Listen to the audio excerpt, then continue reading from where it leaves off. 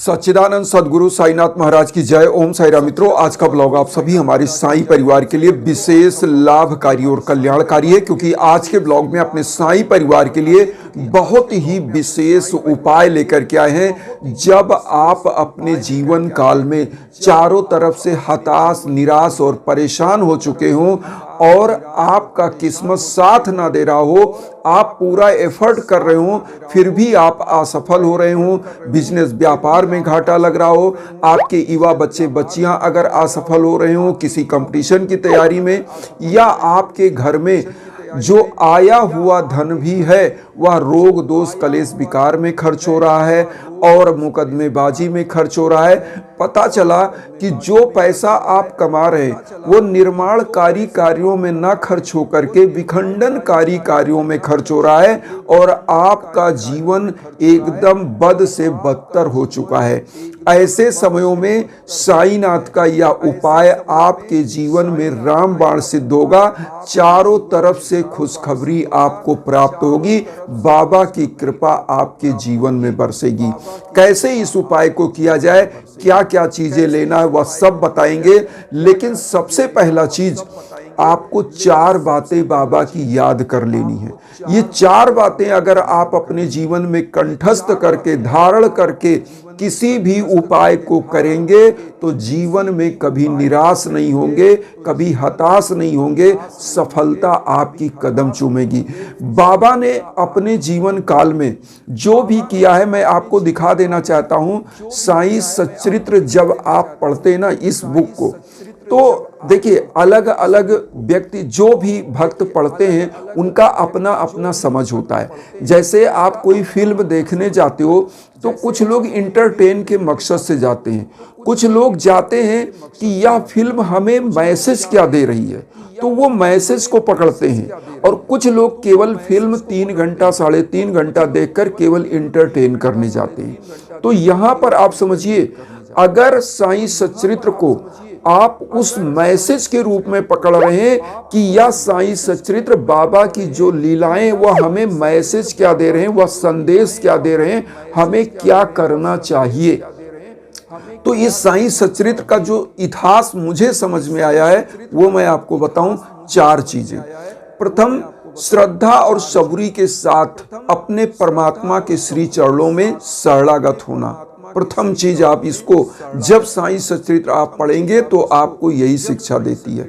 दूसरा चीज, जो कमजोर और असहाय हो उनके प्रति दया। समस्त जीव जंतुओं, कमजोर असहाय ऐसे लोगों के प्रति दया सिखाती है। बाबा स्वयं अपने जीवन काल में क्या करते थे, जितनी चीजें मांग कर लाते थे, भिक्षाटन करके लाते थे, खिचड़ी बना करके गरीबों दीन दुखियों को खिला दिया करते थे, और दूसरे टाइम फिर वह इसी भाव से, अनन्य भाव से लोगों के दरवाजे पर जाते थे, 4 से 5 घर भिक्षा लेकर आते थे।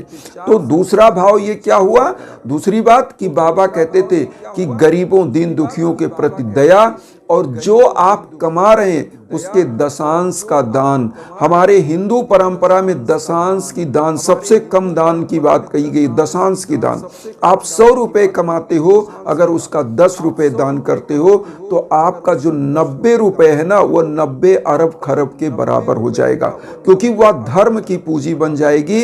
दशांश जो दान होता है वो इसलिए होता है, जाने अनजाने में अगर आपके द्वारा कमाए गए धन में कोई भी पाप कर्म हो गया है तो वह दशांश दान करने से वह पाप कर्म समाप्त हो जाता है। तो बाबा ने क्या कहा दूसरा, कि गरीबों दीन दुखियों की सेवा, अपने द्वारा जो भी आप धन संचित कर रहे हैं उसमें से दान। जैसे कि बाबा स्वयं लोगों को खिचड़ी बनाकर खिलाते थे, जो उनके पास हुआ करता था वह दिया करते थे, और बाबा ऊदी के रूप में, ऊदी के स्वरूप में प्रसाद दिया करते थे, लोगों का कल्याण करते थे, रोगियों का, दीन दुखियों का। अब यहाँ पर आते हैं बाबा की तीसरी बात। तीसरी बात क्या है कि बाबा यही चाहते थे, सार्वभौम का कल्याण। इस साईं सच्चरित्र को आप पढ़ेंगे तो देखेंगे कि बाबा ने जो अपनी लीलाओं के माध्यम से मैसेज दिया है, उन्होंने आत्मा, परमात्मा, धर्म अन्न, समस्त लोगों के बारे में, समस्त चीजों के बारे में समझाया है, लोक कल्याण की भावना को समझाया है। तो हमारे अंदर लोक कल्याण की भावना और लोभ मोह से मुक्त होने की बात कही गई है। बहुत सारी ऐसे चैप्टर्स हैं जिसमें आप ब्रह्म का दर्शन, ब्रह्म का स्वरूप, बाबा का स्वरूप, वह सब आपने पढ़ा होगा। तो जो चौथी बात यही बताई गई, लोक कल्याण की भावना। और यहाँ पर क्या है कि मैं जो आज आपको यह उपाय लेकर के आया हूं, आपके अपने कल्याण की जो भावना से आप करते हैं, केवल सच्ची श्रद्धा और सबूरी के साथ, केवल यह मान करके कि बाबा का मैसेज क्या है हमारे लिए, उस मैसेज के अनुसार अगर हम कर्म करते हैं तो निश्चित रूप से सफलता आपको मिलती है। शिरडी के साईनाथ आपकी मनोकामना स्वयं पूर्ण करते हैं। तो यहाँ पर अब आते हैं उपाय क्या करना चाहिए। चूंकि इतनी चीजें तो हम लोगों ने जान लिया, साईं सच्चरित्र सभी लोग पढ़ते हैं, सभी के पास लगभग सभी भक्तों के पास होगी। तो साईं सच्चरित्र जब आप पढ़ रहे हैं तो उसका मैसेज क्या है, उसका इतिहास क्या है, उसका मुख्य मेन पॉइंट क्या है, मैसेज क्या है, वह चीज आप समझ लीजिए। अब यहां पर आपको करना क्या है, सबसे पहला पॉइंट, इसी मैसेज के आधार पर ही हम आज की पूजा बता रहे हैं। पहला, सच्ची श्रद्धा और सबूरी रख करके मन में आपको आज का यह उपाय करना है। कैसे करना है? इस उपाय को किसी भी दिन आप कर सकते हैं। वैसे तो गुरुवार को करें, कोई भी उपाय अगर स्टार्ट कर रहे हैं तो गुरुवार गुरु का दिन होता है और गुरु के लिए कहा गया है कि अंधकार से प्रकाश की ओर ले जाने वाला होता है गुरु, अज्ञान से ज्ञान की तरफ ले जाने वाला होता है गुरु। तो गुरु ईश्वर से भी बड़ा उसकी सत्ता बताई गई है, क्योंकि ईश्वर ने तो इस शरीर को बना करके निर्माण करके जन्म दे दिया, लेकिन गुरु इस शरीर के निर्माणकारी एक ऐसी दिशा और दशा वह प्रदान करता है जो आपका जीवन सुगम होता है और आप अपने इस जीवन को कृतार्थ करने के लिए, धन्य धन्य करने के लिए राह पा जाते हैं। तो गुरु के वार के दिन इस उपाय को स्टार्ट करें तो सबसे अच्छा है, नहीं तो अदर डेज में भी कर सकते हैं, कोई बाध्यता नहीं है, लेकिन गुरुवार विशेष है।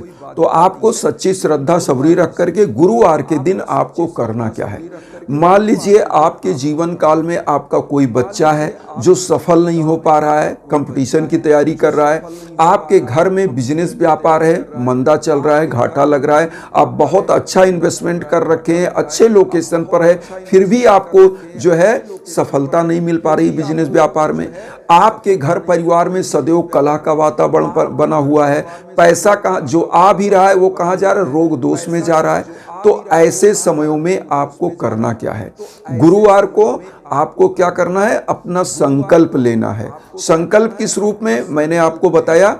मान लीजिए कि आपके जीवन में जो भी कोई भी कष्ट है उसको आपको अपने ध्यान में रखना है। बाबा के सम्मुख ब्रह्म मुहूर्त में कोशिश करें, अर्ली मॉर्निंग। पूजा का जो सबसे अच्छा फल मिलता है वह ब्रह्म मुहूर्त का, जब शिरडी साईनाथ का मंदिर का कपाट 4 बजे काकड़ आरती होती है, वो ब्रह्म मुहूर्त में होती है। और ब्रह्म मुहूर्त का फल सबसे ज्यादा मिलता है, क्योंकि समस्त सात्विक ऊर्जाएं, समस्त ऊर्जाएं पृथ्वी पर होती हैं और उस समय जो प्रार्थना करते हैं वो डायरेक्ट आपके ईश्वर तक पहुंचता है और आपकी मनोकामनाएं सिद्ध होने लगती हैं। तो यहाँ पर क्या करना है, सुबह अर्ली मॉर्निंग आप उठें, दैनिक क्रियाकलाप से निवृत्त होकर नहा धोकर साफ स्वच्छ वस्त्र धारण करें और बाबा को पीले आसन पर स्थापित करें। कैसे करना है, अगर आपके पास मूर्ति है तो बाबा का अभिषेक कर दें जल से, दुग्ध से, फिर जल से गंगा जल डाल करके, और बाबा को पोंछ के बढ़िया से उनका साज श्रृंगार कर दें। और उसके बाद आप क्या करें, बाबा को पीले आसन पर स्थापित करें, एक घी का दीप प्रज्वलित करें, एक धूप बत्ती प्रज्वलित करें। संकल्प के लिए आप पीला पुष्प ले लेंगे और थोड़ा सा हल्दी हाथ में ले लेंगे, और उसके बाद आपको सबसे पहले क्या करना है, घी का दीप जला दिया, धूप बत्ती जला दिया, और एक नारियल ले लीजिए। नारियल संकल्प के लिए बहुत ही अच्छा माना जाता है, या लक्ष्मी का स्वरूप माना जाता है। नारियल के अंदर जल होता है जो वरुण देवता का प्रतीक माना जाता है, जो द्रव्य लाभ के साथ धन लाभ भी कराता है। तो यह संकल्प के रूप में नारियल भी बाबा को बहुत प्रिय था। तो नारियल आप ले लीजिए, दक्षिणा कुछ रख लीजिए, थोड़ा सा हल्दी रख लीजिए। अब यहाँ पर क्या करेंगे, आप अपना संकल्प बोल करके बाबा के श्री चरणों में जो भी मांगना है वह चीज, वह दक्षिणा और नारियल अर्पित करिए। यहाँ पर एक चीज सबसे पहला अब कार्य क्या करेंगे, बाबा को कुमकुम रोली चंदन का या अष्टगंध का पीला चंदन का तिलक करें, वही चंदन स्वयं कर लें और उसके बाद एक मंत्र का आप जप करेंगे, ओम रिद्धि सिद्धिदाय नमः। ओम रिद्धि सिद्धिदाय नमः इस मंत्र का आप जप करिए, या ओम सिद्ध संकल्पाय नमः। दो मंत्र हैं, इसमें से कोई आप देख लीजिएगा, ओम सिद्ध संकल्पाय नमः या ओम रिद्धि सिद्धिदाय नमः। जो हम स्क्रीन पर दे दिए उसको आप देख लीजिएगा। कोई भी एक मंत्र का, अगर आप कोई भी संकल्प चाहते हैं जो आपकी सिद्धि उसमें वो पूर्ण हो जाए मनोकामना, तो आप ओम सिद्ध संकल्पाय नमः। अगर आप धन की आवश्यकता है, बिजनेस व्यापार में घाटा लग रहा है, तो ओम रिद्धि सिद्धिदाय नमः इस मंत्र का आप जप करिएगा, निश्चित रूप से कल्याण होगा। एक माला प्रतिदिन कोशिश करिए, जप करिए और गुरुवार से स्टार्ट करिए। इसका कोई एंड नहीं है, जब तक आप करेंगे तब तक यह कल्याण करता रहेगा। तो आप इनमें से कोई एक मंत्र जप करें। और बाबा का पहला हो गया श्रद्धा के साथ, सच्ची श्रद्धा सबूरी के साथ। दूसरा चीज जो बाबा का मैसेज था, दान। तो अब आप क्या करेंगे, जब आप यह उपाय कर रहे हो तो गुरुवार के दिन किसी साईं मंदिर में जाएं, वहां गुप्त रूप से जो आपने दक्षिणा या चढ़ाया है या नारियल लेकर जाएं और बाबा के मंदिर में अर्पित करके और इस दक्षिणा को वहां दान पात्र में डाल दें और कुछ गरीबों को बाबा को वहां चढ़ा करके फल वितरण कर दें, मन में ओम साई राम बोलते हुए दान कर दें। अब यहाँ पर तीसरा चीज आप समझिए कि आपको क्या करना है, जब भी आपको अपने सामर्थ्य लगे तो कुछ गरीबों को भोजन दान और वस्त्र दान जरूर करें। भोजन दान से ब्रह्म का स्वरूप होता है भोजन, और भोजन जब आत्मा में हमारी आत्मा तृप्त होती है, किसी भी गरीब को आप खिलाते हैं तो उसके अंदर से एक ऊर्जा निकलती है जिसे बोलते हैं पॉजिटिव एनर्जी, जो ब्रह्म का स्वरूप होता है। समस्त शरीर में जो आत्मा है वही ब्रह्म का स्वरूप है। ब्रह्म का स्वरूप कहा गया है कि बिनु पद चले सुने बिनु काना, कर बिन कर्म करे विधिनाना, आनन रहित सकल रस भोगी, बिन वाणी भक्ता बढ़ जोगी। ईश्वर क्या है, जो बिना हाथ पांव के चलता है, बिना जीवा के समस्त रसों का स्वादन करता है, बिना कानों के श्रवण करता है, बिना मुंह के सबसे बड़ा वक्ता और योगी है। तो ईश्वर आदृश्य है। समस्त आत्माओं में जो समुच्चय के रूप में अगर सभी आत्माओं की, समस्त ज्ञात अज्ञात जीव जंतुओं की आत्माओं को मिला दिया जाए तो वही स्वरूप ब्रह्म का होता है। इसीलिए गीता में भगवान कृष्ण ने क्या कहा है, नयनम शस्त्रम छिद्राणि नयनम दहति पावका न चैनम क्लेदन्ते पुनः शोषयति मारुता। अर्थात आत्मा कभी मर नहीं सकता, वह अजर अमर है। ना तो शस्त्र काट सकता है, न तो अग्नि जला सकती है, न जल भिगो सकता है, न वायु सुखा सकती है। तो आत्मा क्या है, वही ईश्वर का समुच्चय। तो जब अन्न का दान करते हो तो उस आत्मा से एक पॉजिटिव एनर्जी निकलती आपके लिए, चाहे वह मुंह से व्यक्ति आपको आशीर्वाद दे ना दे, रोम रोम से वह ऊर्जा निकलती है आपके लिए। तो इसलिए अन्न का दान विशेष दान साईं सचरित में भी बताया गया, अन्न दान ब्रह्म के स्वरूप में है। तो अन्न का दान और वस्त्र का दान करने से भौतिक वस्तुओं की प्राप्ति होती है, क्योंकि यह शरीर भौतिक है, 5 तत्व से बना है। छित जल पावक गगन समीरा, 5 तत्व से बना शरीर। तो 5 तत्व से यह शरीर जो बना है, अगर आप वस्त्रों का दान करते हैं, जैसे ठंडक चल रहा है, किसी गरीब को कंबल वितरण कर दिया, कुछ कर दिया, तो क्या होता है, आपके भौतिक जो आपकी मनोकामना होती वह पूर्ण होती है। तो इसलिए आध्यात्मिक और भौतिक मनोकामनाओं को पूर्ण करने के लिए दान, अपने कमाई के दशांश का दान, ये बाबा के ही बताए गए मैसेज है। इस मैसेज को जब बाबा की साईं सचरित्र को पढ़ेंगे तो वह मैसेज आपको समझ में आएगा कि क्या होता है जीव जंतुओं के प्रति दया, करुणा का भाव, और यह बाबा के समीप आपको ले जाता है, आपकी मनोकामनाओं को सिद्ध कर देता है।